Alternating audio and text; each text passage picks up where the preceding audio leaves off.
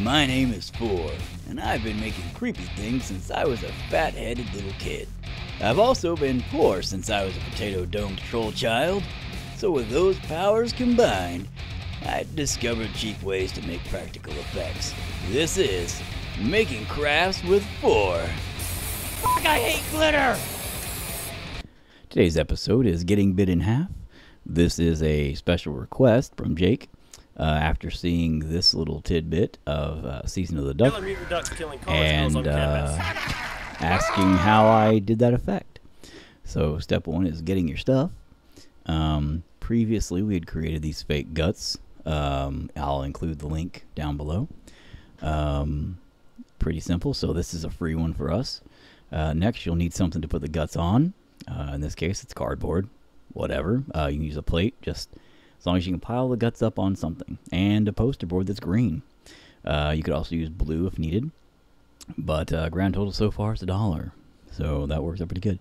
I do have to say that I apologize because this was filmed twice due to an error that my screen capture program had, and it did not get some of my program's little effects on film for some reason. So I had to use my camera as well. And it kind of switches back and forth, so I hope the quality is not an issue. I apologize. So here we go. First, you're going to want to obviously... Oh, I use Vegas 14, by the way. I'm assuming most programs have a lot of the same options, so I'm hoping that you can substitute perhaps some of what I say, find similar effects and video effects in your program. You'll obviously want to get your files, your video files loaded into your editor, and from there pick out the best ones. My dog's here interrupted, and obviously for a scene like this you're going to want your shots to be as uninterrupted as possible. What we'll be doing here is a digital effect primarily. We'll be cutting out the person who's obviously not me, wink wink. We'll be cutting them out of the scene. So in that, what you'll want is no interruptions, no moving objects around them, like trees blowing in the wind, or shadows on the walls. For instance, I paid close attention to not have a shadow on the garage door there. You'll want to have a static shot of the background so you can delete whatever needed part and still have the background available. So for instance right here, like this whole shot static, which a static shot is a term meaning that there is nothing going on in the shot. It's just a still shot, not a still shot. Never take a still picture image, however, and use it, because it will be very obvious that in the quality, and there will be no movement, there will be no film movement, and do not do that. So there's our top layer. This is our under layer. Right here you'll see that when I mute the top layer, I disappear, reappear, you see. So whenever we do cut out the part that gets eaten here in a few, gets bit in half, that it will disappear. The under layer, the bottom layer there, will still appear as though the background is perfectly fine and nothing has been altered. Really simple effect. Really effective effect. Here's the reverse shot. It is, I believe they call it a plate when you're using just like a background shot or something like that before you apply like a digital overlay, like a green screen effect or something. We are going to be green screening a monster in over this. So here is your character walking. They'll be looking up. Here will be where the monster effectively is. I have to move this over because I wanted the scene to just be the perfect moment of him, oh no, there's something coming kind of deal. So you got to get your moments lined up right. A lot of this is just editing, obviously. Very simple stuff. So there it is. He's going to be like, oh no. And you just line it up right when you get the right shot as far as, okay, this is where he's going to get bit in half. You just clip that, which is right here. I'm going to go ahead and I slice this in half, split it. And then I'm going to go over to video effects, go up to my cookie cutter.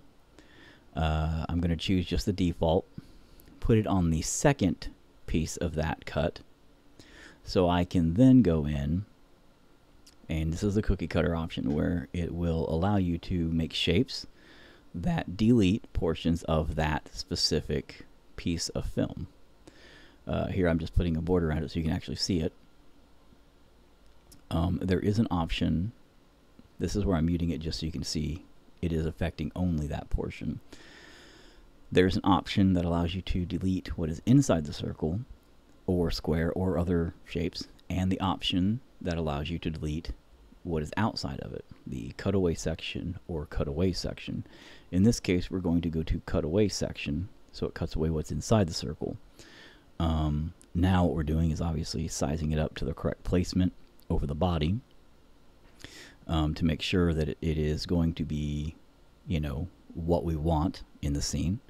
It'll be bitten in half at the waist, so we just line it up to the proper place and then go and alter our, you know, feather option, which is the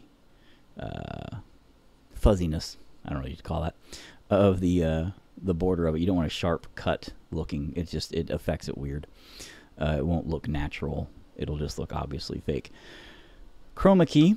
We're going to go with some green screen action here for the monster, which is a giant hand with googly eyes. I'm going to shrink in the frame, pull in the frame, so the monster looks huge, obviously. Sorry.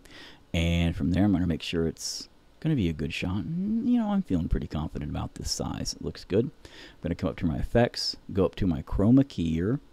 What this does is allows you to take out a color. In this case, it'll be green. You got to go down on your slide bar, find the perfect green color that matches the green you have. There's also a dropper. You can just use that to match it, but I didn't do that. Play with your thresholds, your low and your high thresholds, to get the cleanest image possible. And there you have it, your plate and your foreground monster. Ta-da. Make sure that the monster is put on top of your background image. So it's now the top layer. Repeat this process with the next image of your monster, which will be the one that comes down and bites the man in half. Again, going up to, you know, zooming in the frame, which in this case is your pan crop option. From there, I'm going to adjust, you know, everything that's needed. Like make sure, you know, he lifts his hands up, it comes down. I'm going to see that, okay, it's a good size. You know, I'm digging where it's going. Pretty happy with it. Go back up to my chroma key, place it on there, come down, adjust my levels, my threshold levels, get it clear. Feeling pretty confident about the way it looks. And then after that, pretty much looks good. At that point there, all I have to do is match up where the hand monster is going to bite to make sure that it is effectively in the right place. Pull up all the unnecessary needed footage there to make sure it's short and simple. And that's what it looks like. Just quick and easy. And you want shots like this to be easy. You don't want them to linger. You never want them to linger on the shot, because things like this are quick. Here we are the fourth level, or the fourth layer, I'm sorry, and the final layer in this, which you need to put between the layer of the man and the building, or your background layer. In between that, chroma key it again. It needs to be a green screened stomach, green screened intestines laid on the plate.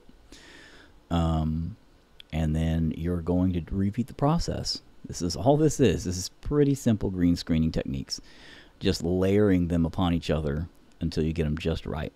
In this case, you shrink them down. You use your frame again. Shrink the frame. Set it on top of basically, the place where the guts would be, and make sure that your cookie cutter. I had to use a separate cookie cutter in this case, because I had some outlines from my chroma key because of the outlines there of the green screen that I used, and so you can barely see them, but they're noticeable enough that definitely want to get rid of those. But otherwise, you'd use a few, you know, tweaking here and there with it to make sure it looked right. You know, maybe adjust your frames a little bit with some tweaking to make the guts jiggle around a little bit more if you need to or whatever. But overall, that's the look of the whole thing. Add a few effects, maybe some overlays, some sound, and pretty much you're done. Some fake blood and whatever, but put it all together and this is what you get.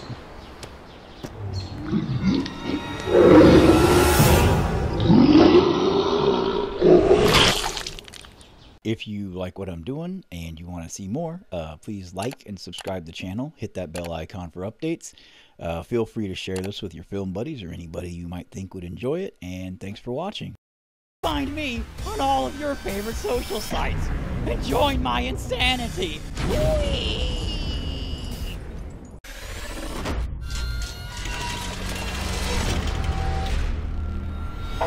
Look what I made!